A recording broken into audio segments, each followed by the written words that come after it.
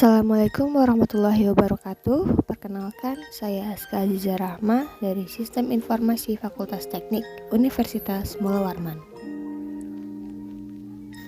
Untuk menyelesaikan ujian akhir semester, kami ditugaskan di mata kuliah Adopsi Teknologi Informasi untuk menjelaskan terkait Financial Plan.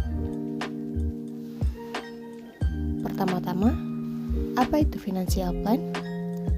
Pada saat memasuki dunia kerja nanti dan mulai menghasilkan uang sendiri, kata financial planning pasti sangat sering kamu dengar. Meskipun demikian, tidak semua orang benar-benar memahami konsep financial planning dan tidak sedikit yang belum menerapkannya. Padahal financial planning sangat penting untuk mencapai tujuan-tujuan finansial yang diinginkan. Financial plan merupakan rancangan keuangan yang membantumu membedakan mana yang menjadi keinginan, mana yang merupakan kebutuhan, dan mana yang bisa ditunda serta harus didahulukan. Financial planning merujuk pada sebuah proses di mana seseorang berusaha memenuhi berbagai tujuan finansial pribadi melalui implementasi dan pengembangan rencana keuangan yang sudah dibuat. Dengan kata lain, financial planning mengacu pada proses penyederhanaan pendapatan, pengeluaran aset, dan berbagai kewajiban rumah tangga untuk mengatur kebutuhan di masa sekarang dan masa mendatang. Next, ke bagian selanjutnya yaitu apa saja elemen yang ada dalam financial planning. Yang pertama ada tujuan finansial yang ingin dicapai, yang kedua jangka waktu yang dibutuhkan, yang ketiga ada action plan, yang keempat sumber daya finansial, dan yang terakhir ada faktor risiko. Masuk ke dalam elemen dalam financial planning yang pertama, yaitu tujuan finansial yang ingin dicapai, yang mana sebaiknya kita menuliskan dulu tujuan finansial sedetail mungkin agar bisa menentukan langkah-langkah apa saja yang akan diambil untuk mencapai tujuan dari finansial tersebut. Elemen selanjutnya yang ada dalam financial planning yaitu adalah jangka waktu yang dibutuhkan. Istilah lebih cepat, lebih baik sangat tepat jika diaplikasikan pada rencana keuanganmu. Tentukan target waktu untuk mencapai tujuan yang sudah kamu tentukan di poin sebelumnya yang digambarkan dalam sedetail mungkin. Ini akan membantumu semakin termotivasi dalam menjalankan finansial. Elemen selanjutnya yaitu adalah action plan, di mana sebuah rencana tidak akan lengkap jika tidak disertai dengan langkah-langkah konkret untuk mencapai tujuan yang sudah ditentukan. Tentukan tindakan langkah pendek dan jangka pendek secara jelas dan praktis. Pastikan semua langkah yang diambil membawamu lebih dekat pada tujuanmu. Selanjutnya yaitu sumber daya finansial. Yang dinamakan financial planning, tentu harus ada sumber daya finansial yang menjadi motor untuk menggerakkan semua rencana yang sudah kamu buat. Sumber daya ini bisa berupa banyak hal, misalnya pendapatan dari gaji, pendapatan tambahan, laba usaha, dividen saham, dan masih banyak lagi. Sumber daya finansial akan sangat erat kaitannya dengan rencana finansial yang kamu buat nantinya. Lanjut, kita masuk ke elemen dalam financial planning yang terakhir, yaitu faktor resiko. Ketika membuat financial planning, perhitungkan juga semua resiko yang datang bersama dengan rencana tersebut. Faktor resiko biasanya berkaitan dengan sumber daya finansial. Misalnya, jika sumber daya utamanya adalah gaji bulanan, maka faktor resiko yang menyertai adalah jika suatu saat nanti dipecat dari pekerjaan atau sudah tiba masanya pensiun. Lanjut, apa manfaat dari financial planning? Manfaat dari financial planning yang pertama yaitu panduan untuk mengelola keuangan. Kalau ada istilah hidup perlu pegangan, maka inilah peganganmu dalam menjalani kehidupan sehari-hari dengan segala sesuatu yang berkaitan dengan keuangan. Rencana keuangan ibarat kitab atau pedoman yang harus kamu lihat setiap saat untuk menjaga agar kamu tidak menyimpang dari jalur yang sudah ditentukan dan pada gilirannya mengamankan kondisi keuanganmu. Panduan ini pula yang akan membawamu lebih dekat dengan tujuan finansial yang ingin kamu raih, sehingga setiap langkah yang kamu ambil tidak akan menyebabkan penyesalan karena kamu tahu kamu sedang berjalan menuju tujuan yang kamu impikan. Manfaat financial planning yang kedua yaitu memaksimalkan sumber daya pendapatan yang dimiliki. Memaksimalkan sumber daya pendapatan bisa dilakukan dengan memperbaiki arus kas keuangan pribadimu. Arus kas adalah pencatatan uang yang masuk dan keluar setiap harinya. Dengan demikian, kamu akan menyadari bagaimana caramu menggunakan uang selama ini. Jika kamu rajin mencatat arus uangmu, maka kamu akan tahu item pengeluaran apa yang paling besar dan mana yang bisa kamu pangkas. Jika kamu memiliki perencanaan keuangan yang matang, kamu akan menyadari bahwa selama ini kamu sangat boros dan seharusnya bisa lebih banyak menyimpan uang yang kamu dapatkan. Manfaat financial planning selanjutnya yaitu melakukan penghematan. Tidak peduli seberapa besar uang yang kamu miliki, kamu tetap harus berhemat jika ingin mencapai tujuan finansial yang lebih besar. Perlu diketahui bahwa hemat tidak sama dengan pelit. Jadi kamu harus tahu perbedaan antara keduanya.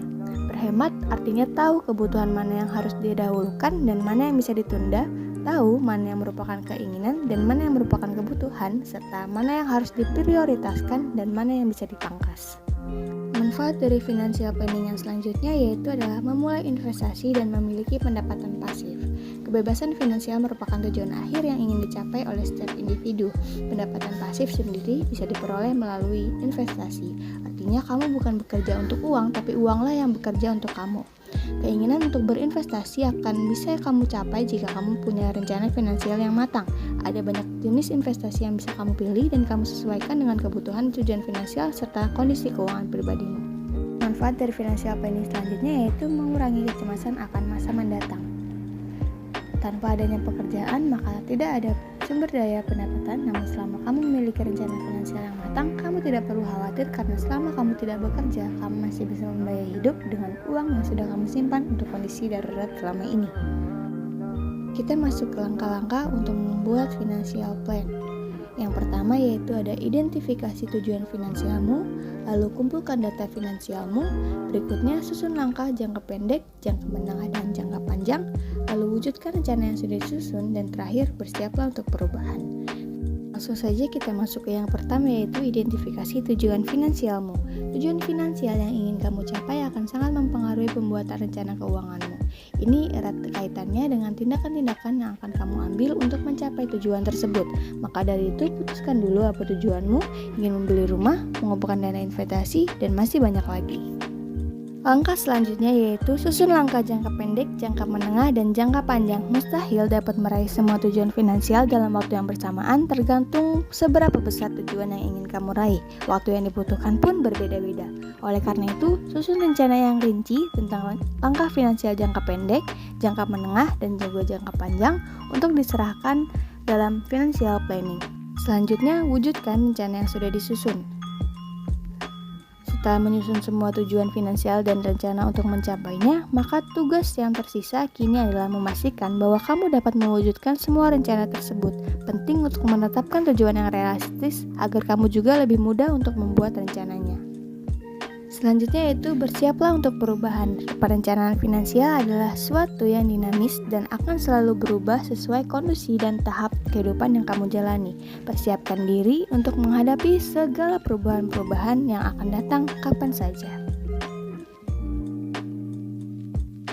Membuat financial plan sangat penting untuk mengembangkan bisnis kecil Anda, utamanya jika rencana keuangan bisnis ini akan Anda pergunakan untuk menarik investor. Pada kesempatan ini, kami telah menyebutkan berbagai definisi, manfaat, dan juga langkah-langkah untuk membuat financial plan. Dan yang terakhir, jangan lupa tetap untuk mencari bantuan profesional. Untuk lebih memudahkan Anda dalam menyusun financial plan, maka Anda bisa menyewa jasa seseorang akuntan untuk menilai posisi keuangan prospektif Anda dan memastikan bahwa Anda telah memikirkan semua potensi pendapatan serta pengeluaran. Kapan sebaiknya kita melakukan perencanaan keuangan? Perencanaan keuangan harus berlangsung terus-menerus seumur hidup. Tujuan finansial akan berubah seiring dengan perubahan usia dan tahapan kehidupan kita. Misalnya ketika kita single, menikah, memiliki anak, dan pensiun. Perencanaan keuangan juga tidak hanya Anda butuhkan pada saat perencanaan asuransi atau perencanaan investasi saja, tetapi juga dibutuhkan dalam berbagai perencanaan yaitu pengelolaan arus kas, rencana warisan, rencana pajak, dan rencana pensiun.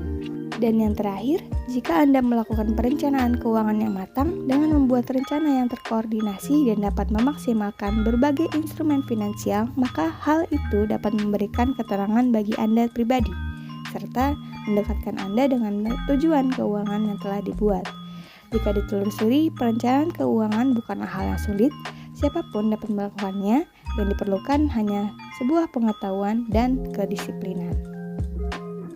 Sekian pembahasan saya terkait financial planning dari definisi, manfaat, dan juga langkah-langkah. Mungkin sekiranya mohon maaf. Terima kasih. Wassalamualaikum warahmatullahi wabarakatuh.